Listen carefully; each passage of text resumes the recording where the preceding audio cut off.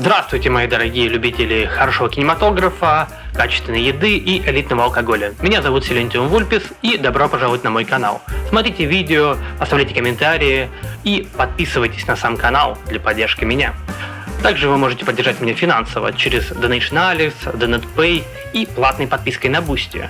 Для уведомлений о прямых трансляциях и прочих активностей обязательно подпишитесь на телеграм-канал. Все ссылочки есть в описании. Спасибо и приятного просмотра. In Parish of Faces, The Cinema Cartography. Смотрим. Я планирую пока что все праздники отстримить каждый день. У меня такой немного был период провисания в стримах, и мало зрителей, и все вот люди, которые поддерживали куда-то покинули, но надеюсь, что это все временно. Готовлюсь встречать 35 лет в среду. Посмотрим в среду этот самый Хрусталев машину на стриме.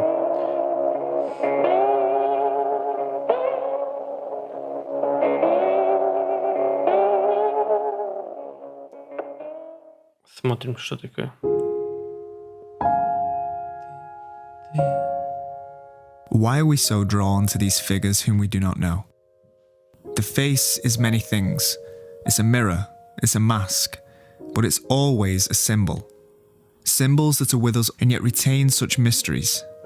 For when we look at these visages, we're struck with their defining eternal quality, that they remain forever in a fine balance of the recognizable. Ну еще что важно в лице, это то, на что наши нейрончики, наверное, заточены лучше всего, на распознавание лиц, определение, что вот нас кто-то смотрит, ну, наверное, с точки зрения, опять же, каких-то древних механизмов, чтобы понимать, смотрят на нас хищники или нет, видит нас кто-то, какое-то животное или другой человек или нет, чтобы выжить. Вот. И, конечно, лицо в рамках любого кадра — это первое, куда нас взгляд. То есть есть же вот эти аппараты, которые как-то отслеживают, как двигаются зрачки, как воспринимается изображение. И вот лицо — это первое, куда мы посмотрим. Скорее всего, мы там посмотрим на глаза, введем там нос, губы, уши, и уже потом начнем изучать всю остальную картину. И так, собственно, и восприятие кадра. То есть первое, что это представляет, это очень мощный образ, главенствующий. The unknown, with us mortals asking as always, what secrets lie behind those eyes? The enigma of the human being becomes shattered when the private becomes public. As soon as we know more definitive answers, the myth can no longer stand. Because we elevate our symbols through their mystery. When all that's unrevealed remains hidden, they're an icon, an emblem, ever able to remain as something eternal. In the age of celebrity culture, the frontal presentation is always open, an action that removes the complex. When its nature is unconcealed ubiquity, its ties to the eternal are broken. Now, this is not a symbol connected to anything beyond the immediate, to the earthly delights of the now. And to use such a face within an art piece is... Также надо понимать, что если кто-то нас смотрит, это также символ агрессии.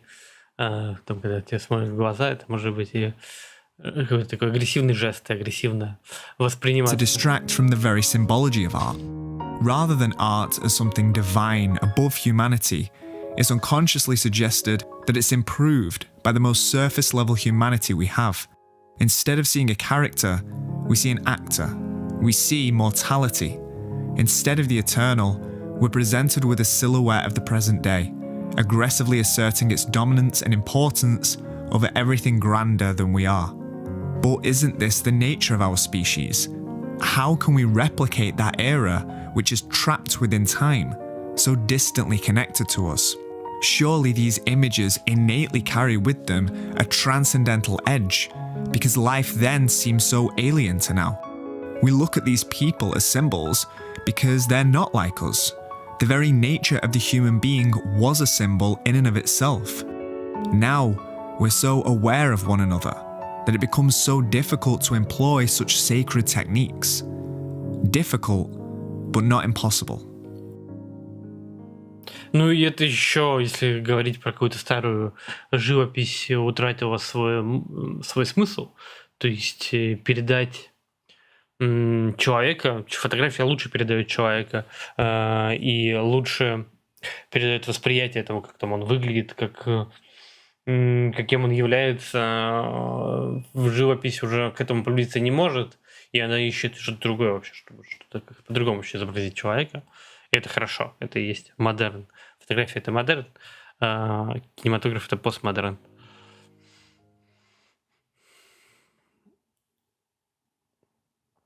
Sometimes a face is enough. It wears all that we need to see. Its past encases it. It's enshrouded in its history.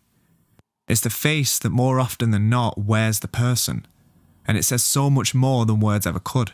The face is emotion, and oftentimes to communicate such emotion, it must be separated from everything else. Like in this sequence from 12 Years a Slave, the face is separated in a block of time. The very passage of time itself in such a removed sequence separates the human emotion from time itself. Ну, еще и боке, то есть отделяет, то есть сам фон размыт, что тоже нас заставляет фокусироваться на лице, все остальное просто пропадает. Это же тоже как бы фокус, это тоже возможность, язык кинематографа, возможность отсечения, ну, как и все искусство, это тоже отсечение всего лишнего, это вот тоже отсечение в рамках кинокадра каких-то лишних вещей, их просто расфокусировка, и мы понимаем, что вот эта персона, его сейчас переживание самое важное, нас ничего от него не отвлекет. Brief moment becomes separate from the earthly experience. It becomes eternal. And some faces are just enough. They tell us so much about who we're looking at. They hold every character's sinister intention. They signify the complete loss of hope.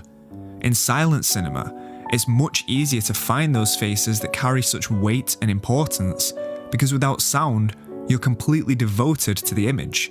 An entire character can be built purely on how the face alone looks. And I'm astounded that in a visual medium, we speak of acting, we speak of performance, but so often do we ignore the fundamental aspect of how a person looks. The basis of the visual arts was built from this. Their base presentation is their humanity, and it's that we aim to transfigure into a theme, into a message that can last Блин, как я люблю эту сцену с нефти. forever. I have abandoned my child. Мы, кстати, никогда нефть не смотрели на стриме. We think of those faces that carry such solemnity, as though they hold some deep-seated knowledge about the nature of humanity. When examining portraiture and photography of the past, we're presented with people who do not smile, who carry a sobering and deliberate seriousness to their presence, as though they're standing guardian of their own dignity.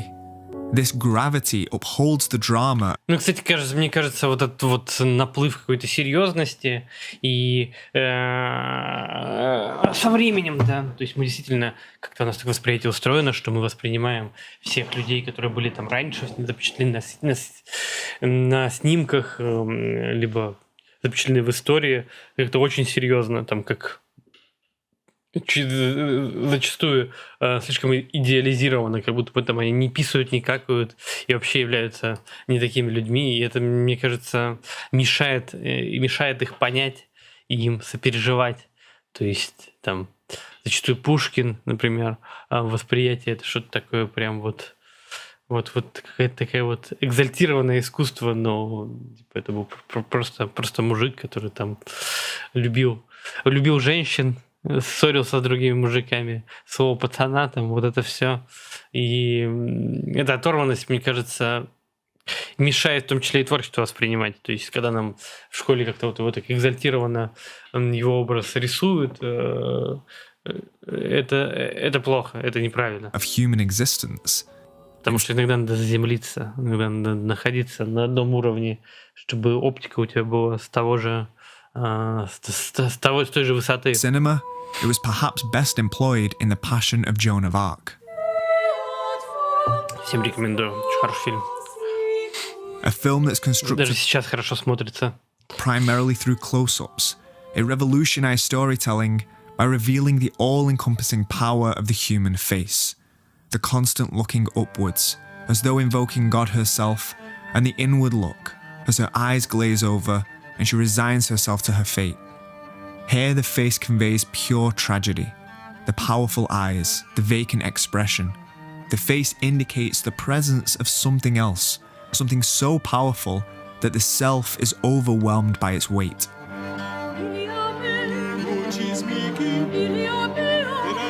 This depiction of Joan of Arc became one of the most famous images in cinema's history.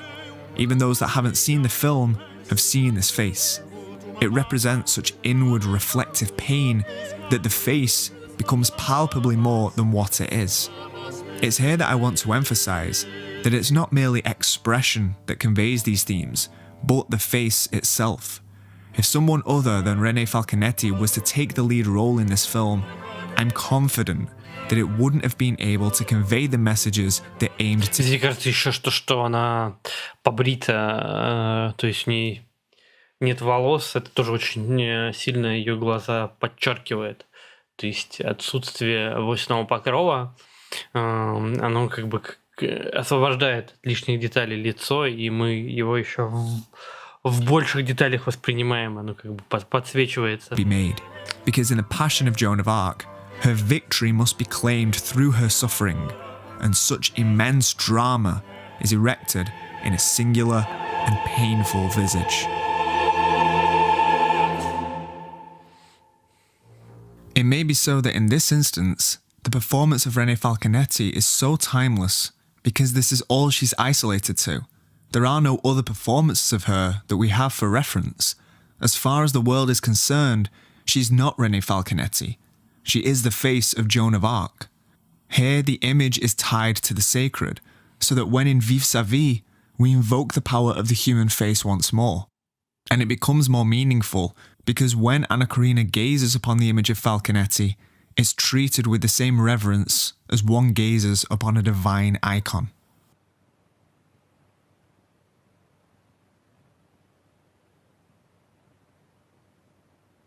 Приятная внешность. Many artists would dream to have at their disposal faces that could only be utilized for a singular work, that their face couldn't be tainted by the perceptions of their personal lives or reminded of other works, forever tied to one piece. Robert Bresson searched for this constantly in his films. He never utilized his actors more than once, as he did consider them spoiled after they'd been used. He didn't want audiences Попортил актеров, и все, надо новых искать. making associations with actors outside of the... Ну, в целом, если говорить про лицо, то, конечно, оно должно быть какой-то фактурным и запоминающимся у актера. Взять, например, того же какого-нибудь там Феникса, Хоакина Феникса, вот, то, думаю, вот из-за какой-то такой своей фактурности, запоминающейся геометрии, или Микkelсона, да, они какие-то вот все такие прям четкие, как графичные лица. Можно их так линиями очертить, и получится картинка. А вот, наверное, когда лица какие-то такие расплывчатые, то это не очень хорошо. Вот кажется, что как раз к прошлому фильму у тех вот владельцев завода как раз были такие расплывчатые лица, они не подходят совсем для кинематографа, специально так подобраны актеры, и это был тоже такой прием очень мощный. То есть, приемами можно пользоваться в двух направлениях. О, это что, тебе на удачу Бальтазар, что ли? Хороший фильм. And he didn't consider them actors. He thought of them as models, vessels that had no personal import whatsoever, that they were in and of themselves symbols that were to carry the divine. This is no more evident than in Diary of a Country Priest. Claude Ledoux was chosen as the lead strictly for the sensitivity and ascetic nature of his face. This was Ledoux' first role, and so at this point, he couldn't be tied to anything else. With that in mind... Кстати, да, тоже еще одна проблема, что актеры у нас зачастую с чем-то начинают ассоциироваться, какую-то роль на себя принимают, и зачастую играют одну и ту же роль на протяжении всей своей карьеры, и это, да, то есть они как бы берут и насыщаются как образ каким-то таким контекстом культурным, который привносят в фильм. То есть мы, там, глядя на Джонни Деппа, понимаем, что вот, это пират Джек Воробей еще. В какой бы роли бы он ни был. И от этого тоже не избавиться, это может попортить произведение. При этом какой-нибудь там тот же самый Ларс фон Триер не может использовать разных актеров, ту же самую Уму Турман, и ничего, и вроде бы нормально, и не так сильно она там похожа у него на какую-нибудь Мамбу или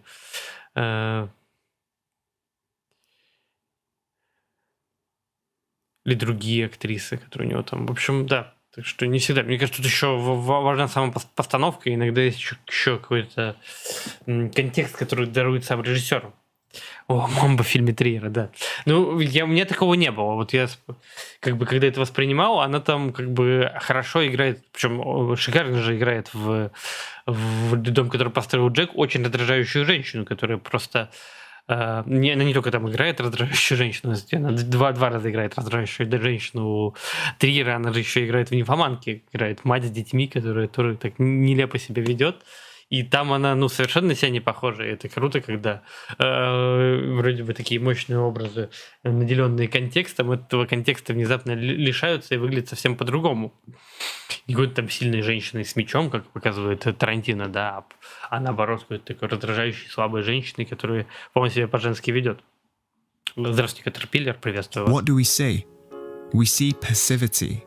Much in the vein of The Passion of Joan of Arc, Diary of a Country Priest addresses us as a deeply religious film, and a face that can scarcely portray anything of our existence when it persists in the shadow of the eternal. Cette énorme pente de 2000 ans, elle le conduirait tout droit à cette même place où... Quoi? Qu'est-ce que tu as? There's no emotion on his face as we suffer through the existence of our realities.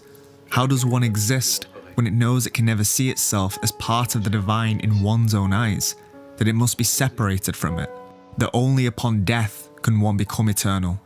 Our lives are crawling towards their endpoint, that which is inevitable. We tend to find beauty in this solace. Words and expressions are not enough to evoke such depth, although the subtle presence of the self amidst this may be enough to present us with some reasoning. A face whose expression is non-existent, whose presence alone displays the profundity of its soul.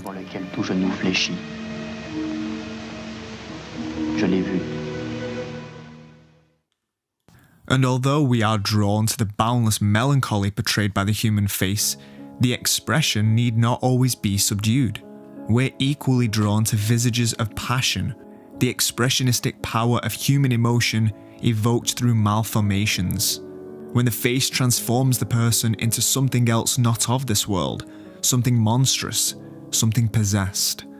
In the work of Andrzej Zulawski, the human being is contorted. Блин, мы смотрели «Одержимость», и мне почему-то не зашла. Может быть, стоит ее пересмотреть. Что-то так. Confronting the audience as they invoke the menacing power that swallows the human soul.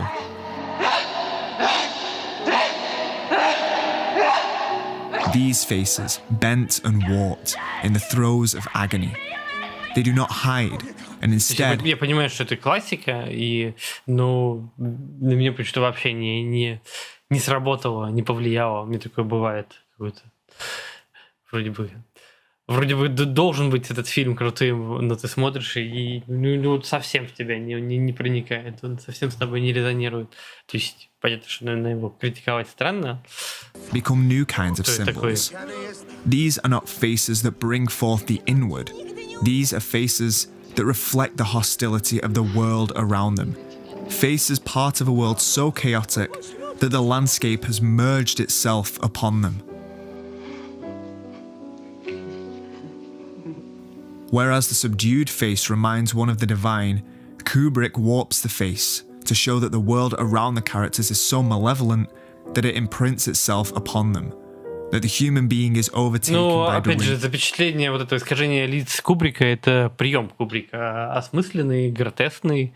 Он любил гротескные маски, и, наверное, он всегда, собственно, стремится такую искривленность, масочность лица в том числе и показать. That they are connected to a new power, one that's possessive of the human vessel, that transforms it to do its bidding. These faces stare deeply into our eyes as we catch glimpses of the shadow that inhabits us both. Тоже еще один фильм, который вроде бы хайповый, вроде в лор должен зайти, но мне совсем не понравился. Ich bin der Zorn Gottes. Die Erde, über die ich gehe, sieht mich und bebt. And yet Klaus Kinski's face is Я вот не знаю, как относиться к Клаусу Кински с учетом его биографии. in and of itself alien. Deep contours and bulging eyes are enough to transfix anyone onto him. When given the opportunity, it's these faces that by themselves say so much. We're not looking for aesthetically pleasing, we're looking for aesthetic with a capital A. These faces evoke true beauty. They're uncanny and thus bypass the world of the human. Ну, я бы не сказал бы, что у Кински как бы аэстетичное лицо. Мне кажется, он... It can be innately tied Вполне to an себе eternal красивый. image. I want the opera house. I want my opera house. I want the opera house. Albert Dieudonné evokes this impregnable stature of his counterpart Napoleon. His face hones the stoicism and heroism so that his mere presence is enough to bring those themes to fruition.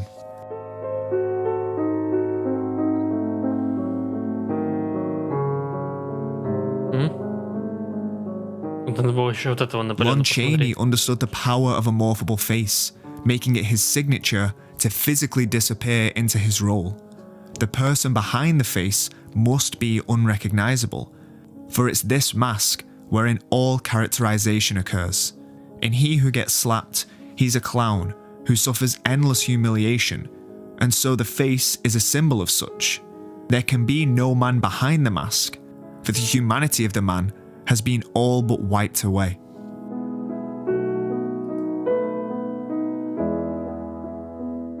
And yet the cinematic perspective differs from that of the painter. The painter Okay. can compose an image exactly how he needs to. Light and proportion can be modified to their whim. Cinema has less of this, and so the power of the face is emphasized by a singular technique, the close-up. The close-up remains the Так, интересно, сейчас вообще будет про крупные планы Бергмана. И еще помимо... Про лица говорят, надо про глаза сказать. Глаза все-таки зеркало души, и как будто бы вот эта вот бергмановская крупность, это попытка в это вот в глаза, как в некоторый океан, нырнуть, проникнуть. primary tool to evoke the full capacity of the face. This is what elevates the importance of anything inside the frame, to make it larger, to heighten its gravitas. A close-up is the way a director grabs your head and forces you to look.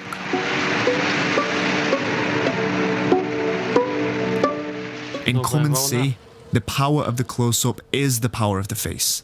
Elem Klimov's traumatic depiction of World War II is told in its confrontational perspective of the people there.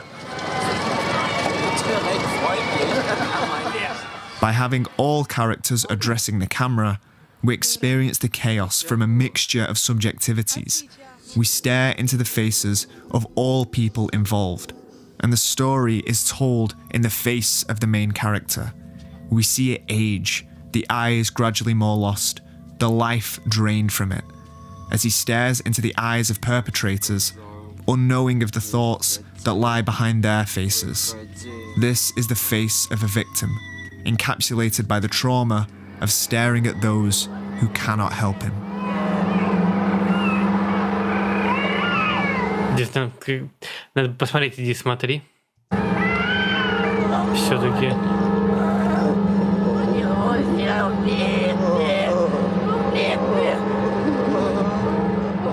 For a face works when you can separate it from everything else.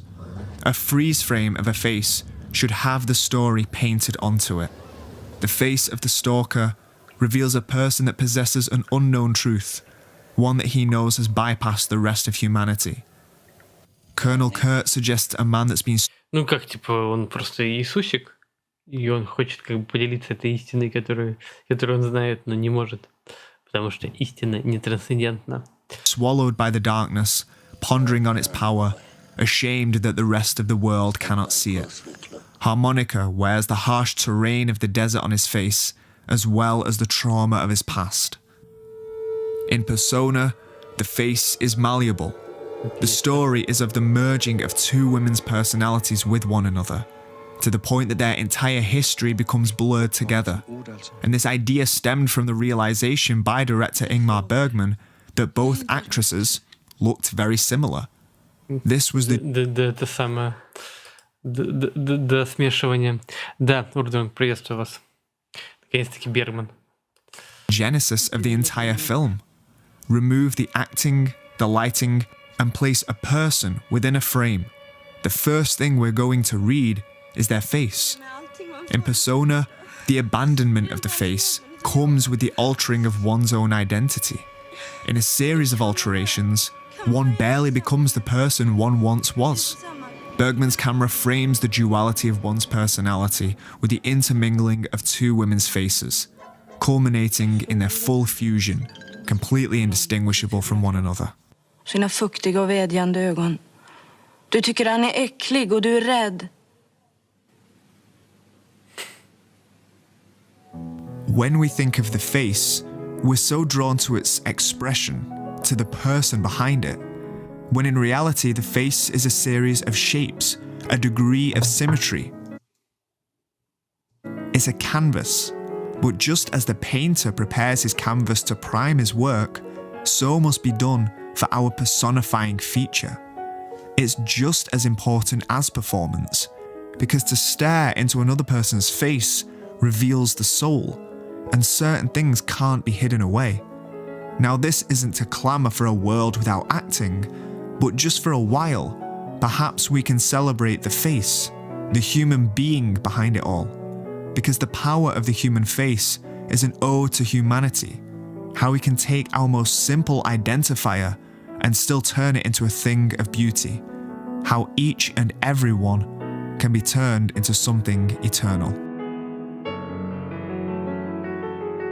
Ну, такая немного водянистая эссе, но да, действительно, самое мощное, что может быть в кадре, это лицо.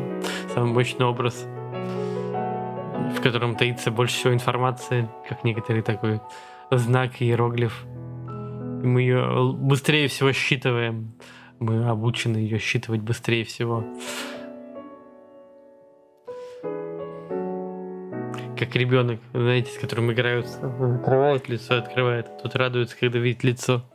Например, такие же процессы, но более усложненные, в более усложненных нейронных связях у нас происходят. Спасибо большое, Sexual Animal. Спасибо большое за 950 рублей. Спасибо, что не забываете и возвращаетесь. Спасибо огромное. Господа, заказывайте еще видео, задавайте вопросы, спрашивайте, интересуйтесь форматом.